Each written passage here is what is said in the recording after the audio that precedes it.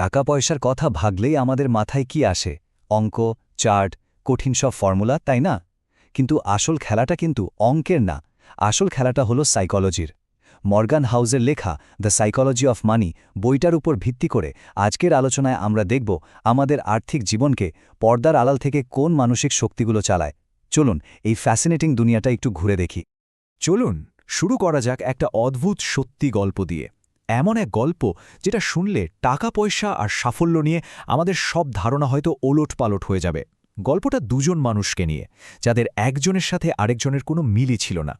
একদিকে আছেন Ronald read, পেশায় একজন সাধারণ পরিচ্ছন্নতাকর্মী, মাঝে মাঝে গ্যাস স্টেশনেও কাজ করতেন। একেবারে সাদামাটা একটা জীবন।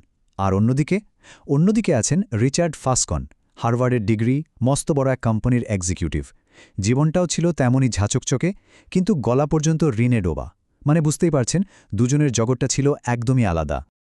আচ্ছা, কি মনে হয় এই দুজনের মধ্যে কে বেশি সম্পত্তি রেখে মারা গিয়েছিলেন? সেই সাধারণ কর্মচারী নাকি হার্ভার্ডে পড়া ফিন্যান্স এক্সপার্ট? উত্তরটা শুনলে চমকে যেতে হয়। রোনাল্ড রিড, হ্যাঁ, সেই সাধারণ পরিষ্কারতা কর্মী। তিনি মারা যাওয়ার সময় রেখে গিয়েছিলেন প্রায় $8 মিলিয়ন। ভাবা যায়? আর সেই হার্ভার্ড গ্র্যাজুয়েট, তিনি দেউলিয়া হয়ে গিয়েছিলেন।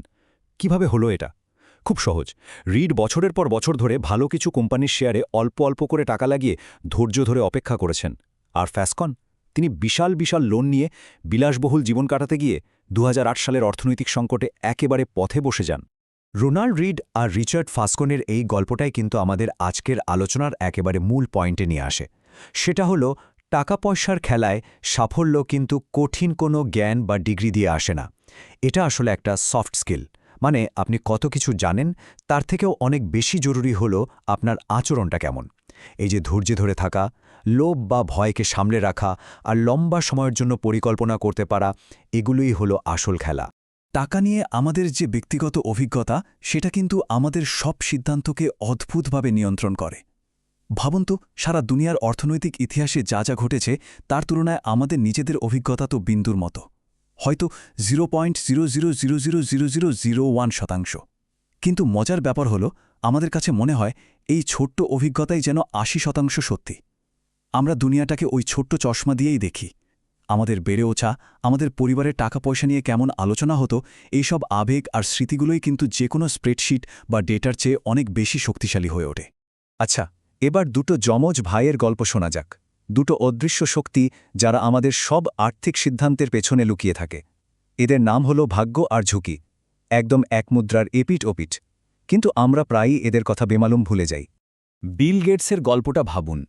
1968 সাল, তার স্কুলে একটা কম্পিউটার এলো। এটা ছিল ভাগ্যের একটা বিশাল ব্যাপার, কারণ তখনকার দিনে হাতে গোনা কয়েকটা স্কুলেই এই সুযোগ ছিল। তিনি আর তার খুব কাছের বন্ধু কেন্ট ইভান্স দুজনেই দিনরাত এক করে কম্পিউটারটা শিখে ফেললেন। একদম ইনসেপারেবল বন্ধু। কিন্তু তারপরই আসলো ঝুঁকির খেলা। গ্র্যাজুয়েশনের ঠিক আগে পাহাড়ে চড়তে গিয়ে একটা দুর্ঘটনায় ইভান্স মারা যান। দেখুন, সুযোগ কিন্তু একই ছিল, কিন্তু একজনের জন্য ভাগ্য কাজ করেছে আর অন্যজনের জীবনে ঝুঁকি সব ওলটপালট করে দিল। এই গল্পটা থেকে কি বোঝা যায়? এটাই যে কোনো কিছুই আসলে বাইরে থেকে দেখতে যতটা ভালো বা খারাপ মনে হয়, ততটা নয়। যখনই আমরা কারো সাফল্য বা ব্যর্থতা দেখি, আমাদের মনে রাখা উচিত যে এর পেছনে ভাগ্য আর ঝুঁকির মতো অনেক কিছু কাজ করছে, যেগুলোর উপর আমাদের কোনো নিয়ন্ত্রণই নেই। আচ্ছা, ভাগ্য আর ঝুঁকির কথা তো হলো। এবার চলুন একটু ভাবি, সত্যিকারের সম্পদ বলতে আমরা আসলে কি বুঝি? দামি গাড়ি, বড় বাড়ি, নাকি এর মানেটা আরও গভীর? ধরুন রাস্তা দিয়ে সাঁ করে একটা ফেরারি চলে গেল। কি ভাবি আমরা তখন? আমাদের মাথায় কিন্তু এটা আসে না যে ওয়াও, যে লোকটা গাড়িটা চালাচ্ছে এসে কি দারুণ। আমাদের ফোকাসটা চালকের ওপর থাকেই না। বরং আমরা ভাবি, ইস, যদি আমার কাছে এই গাড়িটা থাকতো, তাহলে লোকে আমাকে কি ভাবত। মানে আমরা আসলে গাড়িটা চাই না, আমরা চাই সেই সম্মান আর প্রশংসাটা যেটা ওই গাড়ির সাথে জড়িয়ে আছে বলে আমাদের মনে হয়। অদ্ভুত একটা প্যারাডক্স, তাই না? তাহলে আসল সম্পদটা ঠিক কি?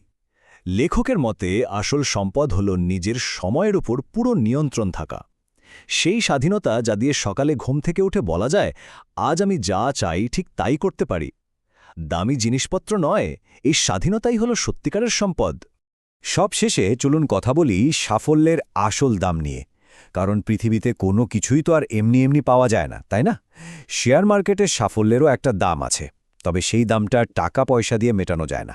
মার্কেট থেকে রিটার্ন পাওয়ার জন্য যে টিকিট কাটতে হয় তার দাম কিন্তু টাকায় নয়, সেই টিকিটের দাম হল মার্কেটের ওঠানামা, ভয়, অনিশ্চয়তা, মনের ভেতরের সন্দেহ আর অনুশোচনা।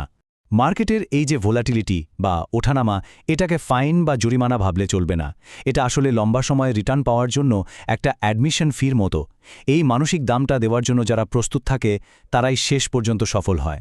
তাহলে শেষ প্রশ্নটা হলো, সম্পদ তৈরির জন্য একটা দাম তো দিতেই হবে। আমরা কি সেই দামটা শুধু টাকা দিয়ে নয়, বরং ধৈর্য আর মানসিক শক্তি দিয়ে দিতে প্রস্তুত? এই একটা প্রশ্নের উত্তরের মধ্যেই হয়তো লুকিয়ে আছে আমাদের সবার আর্থিক ভবিষ্যৎ।